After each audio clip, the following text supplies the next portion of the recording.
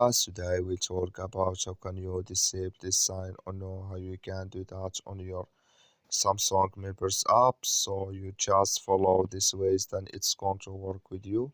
All you have to do in first, you just go here above this sign, click on it. So then it's going to show for you a list like this here. You click here on settings. So then you come to next here. It's going to show for you like this here. Then you click here on notifications, you just click on it. So then you come to next here, click here on notification categories.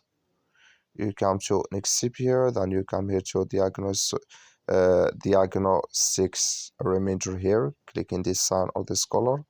Like you see color, it's gone. That's mean diagnostics remainder disable with us now. So that's all you have to do. That's all. I wish you a great. Thank you for watching. Don't forget to support us by liking, subscribe.